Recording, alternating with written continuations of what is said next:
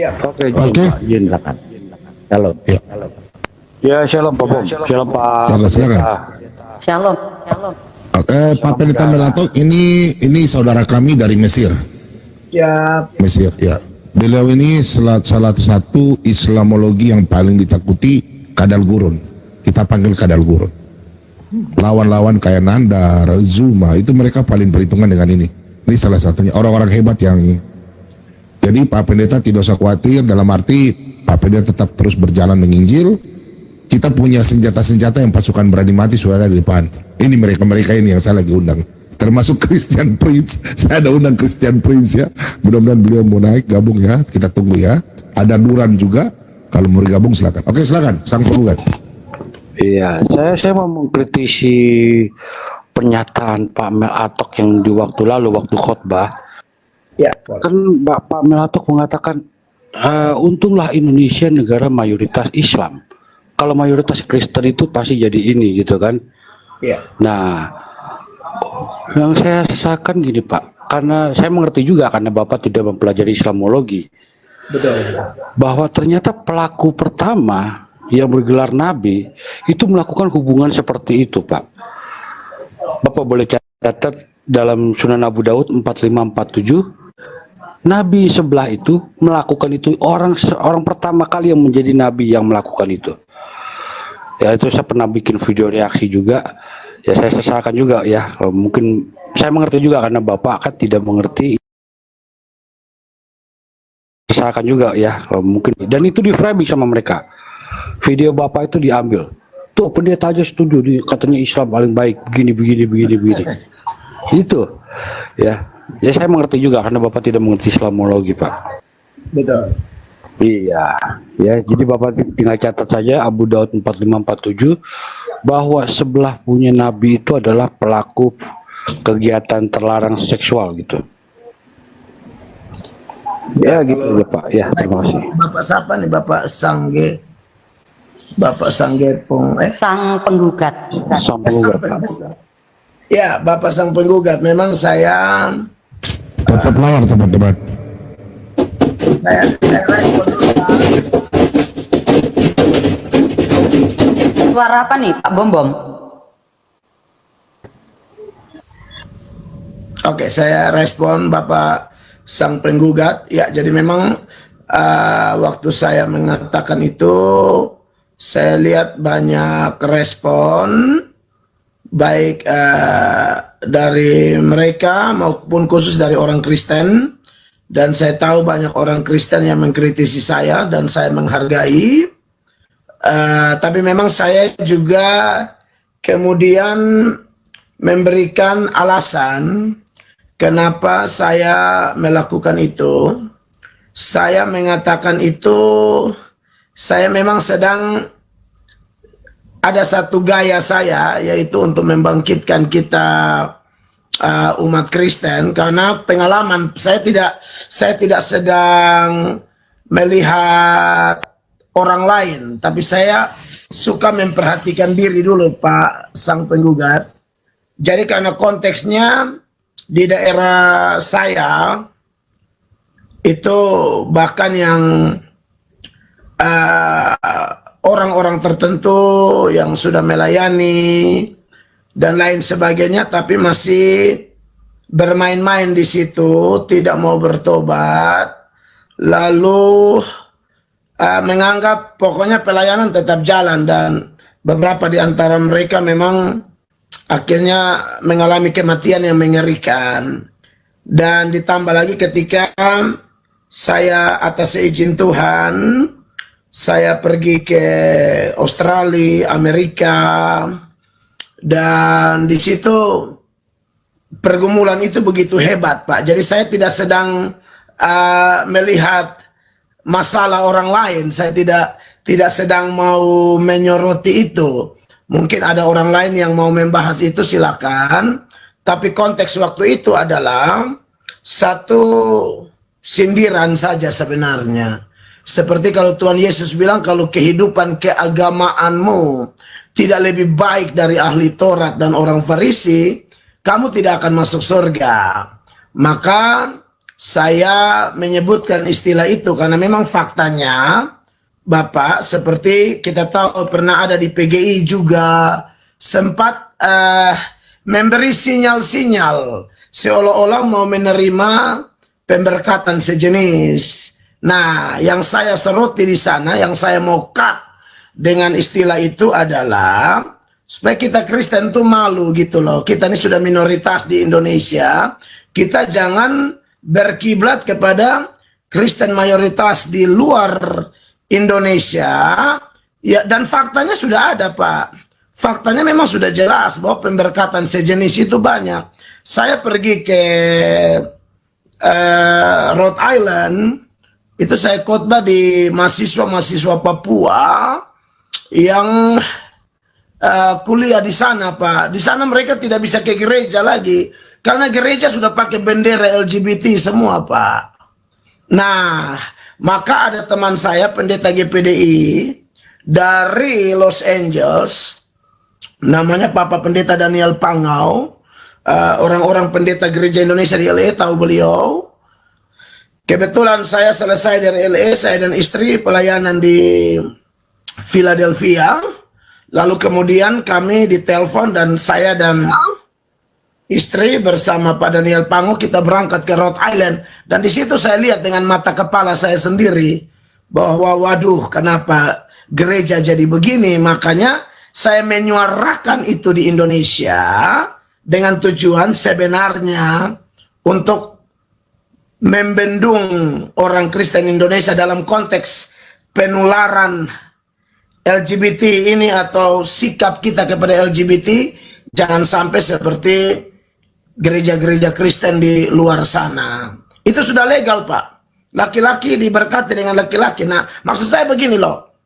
Oke lah, bapak-bapak punya satu panggilan mungkin atau satu terobosan pelayanan untuk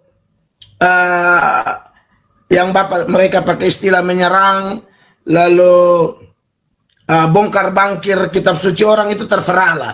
Tapi kalau saya memang dalam khusus video itu saya memang sedang secara jujur menyindir supaya orang Kristen kita hati-hati, jangan sampai kita kebablasan. Itu sih bukan sedang puji-puji orang Islam atau tidak. Saya hanya mau kasih tahu orang Kristen, orang Islam di Indonesia khususnya tentu yang pelaku LGBT mungkin dari semua agama ada.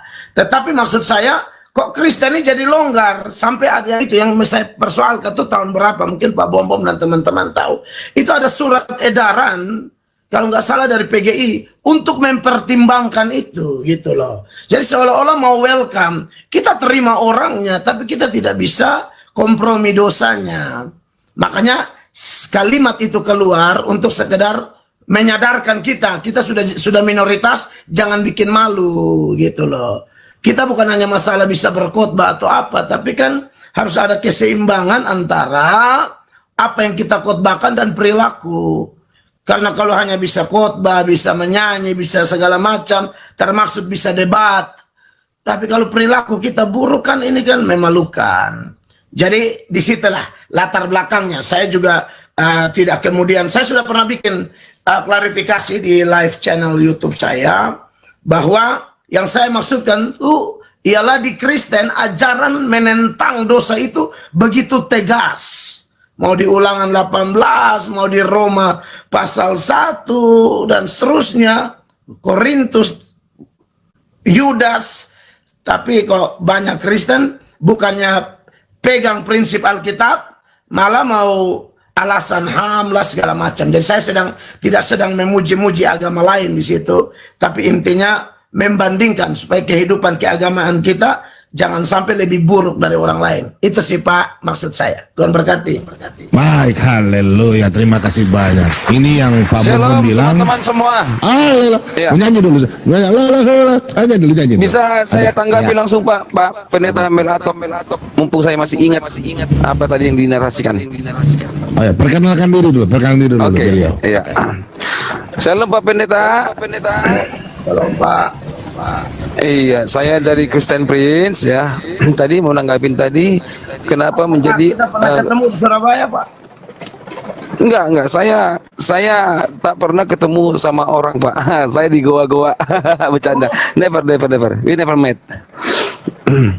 Kita nggak pernah ketemu sebelumnya. Oke, aku Beliau lanjut di ya. Jerman, Pak. Beliau di Jerman. Oh sorry, saya pernah ketemu di Surabaya sama Christian Manurung. Saya pikir Bapak. Oh, bukan. Nah, jadi dalam kasus tadi, memang kita dalam Alkitab memang tegas nggak boleh namanya LGBTI, ya. Dan juga di dalam pemberkatan nikah nggak ada ini hukumnya. Tetapi ada beberapa gereja melakukan ini. Nah, ada beberapa perlu kita perhatikan, ya. Satu, kenapa sampai di negara-negara Barat ataupun negara-negara Amerika ada melakukan pemberkatan ini? Ini karena tak lain adalah hak. Mereka lebih meninggikan hak ajasi manusia dibandingkan ayat Alkitab ataupun kepemerintahan apa yang diajarkan oleh Alkitab. Contoh, ada seorang laki-laki sama laki-laki. Di sana itu ditinggikan adalah hak ajasi manusia. Jika kita melanggar HAM seseorang, kita akan kena hukum. Nah, lalu laki-laki sama laki-laki ini ingin minta pemberkatan nikah di gereja. Gereja sebenarnya menolak. Tetapi mereka berhak untuk bahagia. Lalu mereka melaporkanlah hasil ini karena tidak ada memberkati mereka, melaporkan hal ini ke pemerintah. Pemerintah nggak bisa bilang apa. Memang seperti itu hukumnya. Hak ajasi manusia harus dilakukan. Maupun itu menabrak atau tidak menabrak akidah Alkitab, itu urusan nomor 2. Karena kan negaranya kan bukan negara dalam arti kayak apa ya, pemerintahan dalam Alkitabiah, kan nggak seperti itu. Mereka kan bukan negara agama, bukan negara agama. bukan negara agama. Nah, jadi oleh sebab itu adanya pemberkatan ini sekonyong-konyong karena terjadi ingin menjunjung tinggi HAM itu. Ya, jadi kesini gaya bahasa orang penghujat agama Kristen ini mengatakan, menyampaikan ini loh Kristen, kalian itu pelaku LGBTI. Padahal tidak seperti itu yang terjadi. Banyak loh kasus yang terjadi. Pendeta ingin meneriakan supaya tidak ada LGBTI di Amerika. Malah pendeta itu ditangkap. Karena apa? Ini melanggar HAM. Itu loh. Jadi kasus ini jangan dibawa ke kasus yang ada di negara kita. Kalau kita kan jelas-jelas tidak boleh ada LGBTI, ya kan, nggak boleh.